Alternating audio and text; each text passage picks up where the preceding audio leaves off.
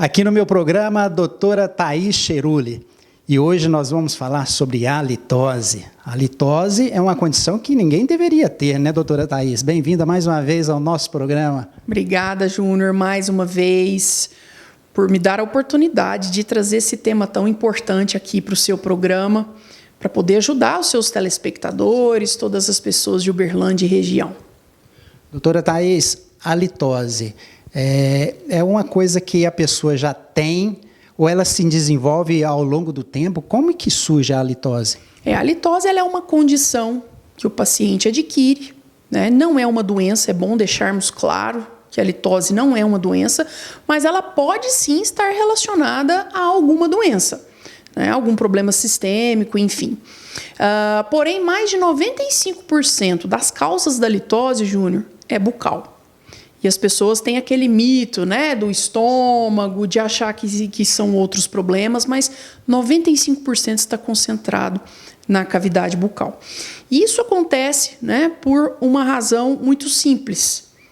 Uma disfunção, né, da microbiota bucal associada a um problema na nossa saliva, né? Então, tanto a nossa saliva quanto a parte descamativa da boca e a microbiota bucal, quando ela está desorganizada, ela faz com que essa bactéria ela produza compostos mal cheirosos, que a gente vai chamar de odores vetores. Uma vez detectada a litose, como que é feito o tratamento? Demora muito esse tratamento? Então, como que funciona essa dinâmica, né, da nossa consulta? O paciente ele vai receber uma ficha clínica, tá, com mais de 26 perguntas, para nós identificarmos as possíveis condições sistêmicas que pode estar gerando essa alteração na parte de descamação, na parte salivar, né, essa disfunção dessa microbiota, dessas bactérias, né? E aí nós vamos fazer um teste com esse paciente. Ele vem até o consultório, nós vamos abordar aí aproximadamente 1h30 de conversa. Eu vou ensinar esse paciente tudo que existe acerca da litose, né? Como que ela se desenvolve, como que ela se forma, né? Como que esses compostos mal cheirosos se formam. E a partir daí nós vamos fazer 2 testes importantes, né? Que é o teste da saliva, que nós vamos denominar de cialometria, e nós vamos fazer o teste organoléptico do hálito. Com o resultado desses testes é que nós vamos desenvolver o protocolo de tratamento desse paciente. Sim. Então, esse protocolo de tratamento, Júnior, é um protocolo individualizado. Ele vai depender das condições que esse paciente apresenta e dos exames que nós vamos fazer nele nesse dia, nesse primeiro dia da consulta.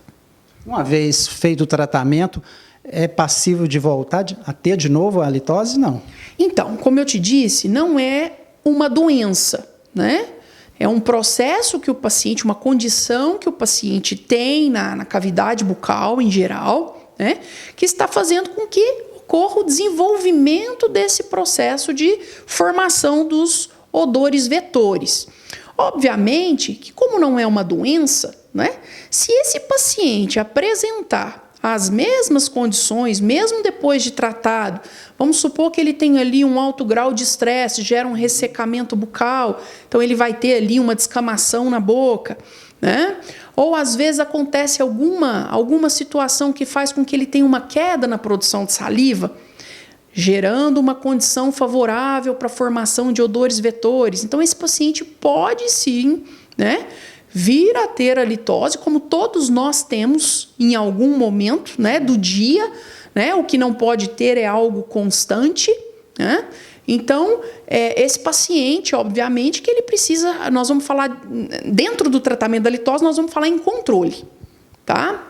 E não em cura, porque nós não estamos falando de uma doença. Tá certo, então. Bacana esse assunto, hein? Bacana esse papo, hein?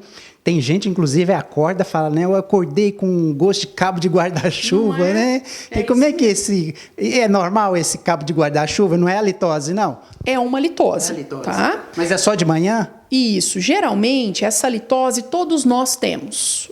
Como eu disse, no que não pode, né? É uma condição em que o paciente fica com essa litose todos os dias, ao longo das horas, isso não pode acontecer. Bom, essa litose ela acontece por conta do jejum e da boca parada, né? Como nós temos ali uma queda da produção de saliva e nós vamos produzir somente uma saliva ali que tende a acumular placa bacteriana, não é verdade? Sim. Nós vamos ter a presença aí dos odores vetores sendo produzidos. Eu costumo dizer assim, nós temos 2 tipos de saliva, tá, Júnior? Uma saliva que é um lago. Imagina um lago de água parada. O que a gente vai ver nesse lago de água parada? Né? Um monte de mosquitinho, de sujeira. E nós temos a saliva que é uma saliva cachoeira.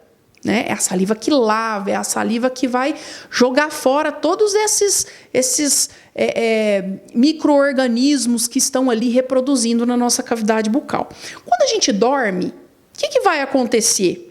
A gente para de produzir a saliva cachoeira, a saliva que limpa, e nós vamos ter somente a saliva lago. Então, é uma condição, com a boca parada ainda, né? Uma condição dessas bactérias proliferarem, e é por isso que todo mundo acorda com um mau hálito.